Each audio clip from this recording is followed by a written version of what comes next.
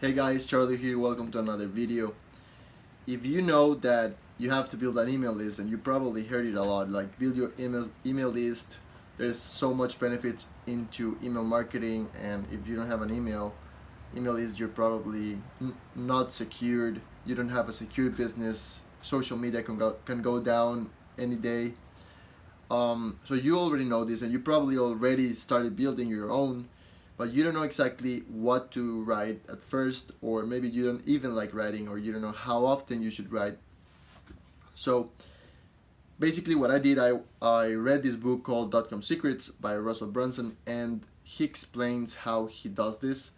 And I have some experience with email marketing, so I want to show you guys the principles that I found more valuable into starting out your email sequences and your email marketing basically. So as I just said, email sequence is the best thing you can do when you are starting out online. What you want to do is basically automate emails, and what that means is that most softwares have the option to send emails automatically to the people that just joined your list. So this is one of the great advantages of technology, because you don't have to waste time on sending emails the same email every time. You can simply automate a process. So let's say that I join your email list, and then I will automatically receive the emails that you already wrote, and you just wrote them once. So it doesn't matter if I join today and then your cousin joins in 1 month, we're gonna still receive the same sequence at the same pace. So for example, if your sequence is a 5-day email, one per day, then I'm gonna receive those emails tomorrow, and 5 days past the first day, so 5 days in a row. So tomorrow is Wednesday, so Wednesday, Thursday, Friday, Saturday, and Sunday. So basically until Sunday. And if your cousin joins 1 month from today, she's gonna get the same 5 emails, but 5 days past the day she signed up to your email list. So this is gonna happen even if you get 1,000 or 2,000 people to join your list. They're all gonna get the same email, but starting the day they joined. So the power of this is that you only have to build this sequence once, and it's gonna work for you for the time that you run this, for the time that you have your emails available. So your email is available, and you want to do email marketing, and I highly suggest you do this. Now, what is the secret of this sequence? Like, what do you have to include in this sequence? So first of all, the sequence can be however you want it to be. Like, you can get creative, you can try everything that you want. What most people, successful email marketers, say is that you should start by one email a day, because more than one a day is way too much, and people are gonna open them that much, especially if they're just starting to know you.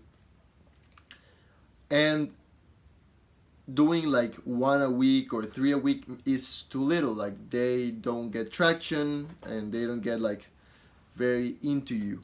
So the people suggest once a day. Now you could do 5 a week, or you could do 3 a week.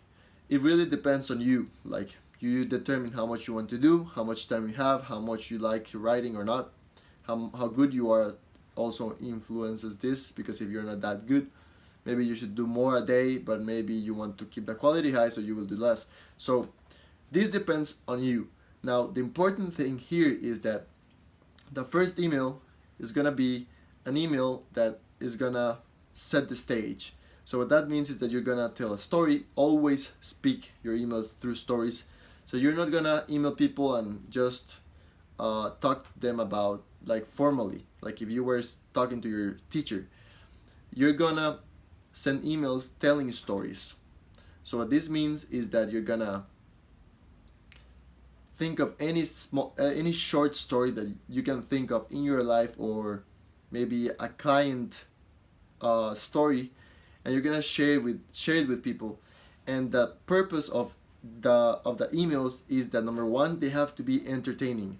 If you don't manage to be entertaining, even if you are like providing really good value, but if you're not fun, people aren't gonna open them, because people just are into the internet for fun. Even if they want solutions, like we all know that most people don't want it that bad.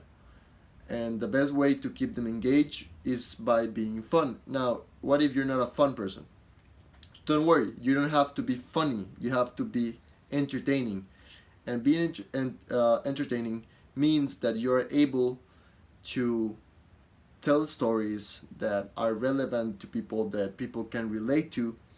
And not only that, but one of the most important key aspects of this sequence that you're gonna build at first, which I recommend you do it 5 email long, is that every email is gonna be like an unfinished story. So the author of the book .com Secrets calls it a soap opera sequence. I have never seen that before, the soap opera, but I do have seen TV shows shows on Netflix, and basically they consist of a episode that ends up with a unexpected ending, or usually the ending of the episode is so intriguing that you want to go watch the next one, but it doesn't conclude, right? There is no conclusion on the episodes until the end of the whole program. So you have to be the same. You're not gonna conclude your emails. You're just gonna leave them open, and you want the finish or the end to be some kind of bait for the next one, or how to say it, like you want people to feel intrigued and expect your next email. So if you do this right, you're gonna keep them always engaged into your emails. And usually what you want to do is that you tell stories, short stories, short emails, because people don't want to read long things, entertaining, and always expecting the next one. And you're not gonna sell something or give away free value or value in every single email, right? So what you can do is simply tell a story, and for example, tell a story in the first email, set up the stage, like also tell them like what frequency to expect your emails, and then the next email is another story, and maybe you want to give something for free, but you don't give it yet. You just tell them that you're gonna give it to them, but in the next email, and then you give that something for free. You see what I'm doing? So you don't give away stuff in an email and that's it. Like you build up into giving something for free. So I know that it's better to understand this with examples. That is why you can simply Google soap opera sequence email .com secrets, or .com secrets soap opera sequence. If you do that, you're gonna see the examples. I would show them to you, but it's gonna be a little bit difficult. I would have to be in my computer, and I think it's better to explain things this way. But I think that the key principles of all the it doesn't matter if you do it like this guy, like exactly the same. But the key principle is that they have to be short. You have to use parables or short stories. You have to leave the ending open, like you can't conclude, and you have to build expectancy or intrigue for the next email, right? And don't sell or give away value every single email. Maybe do it once or twice a week. Depends on the frequency of your emails. If you're doing five emails a week, or one a day, which would be 7, then maybe sell 1 or twice a week, right? You don't want to sell something in every single email, because people don't like that. People like listening about stories and learning something, like you teaching a lesson and those kind of stuff. Those are fun. Now this requires obviously some practice, and the best way to do it is by start writing.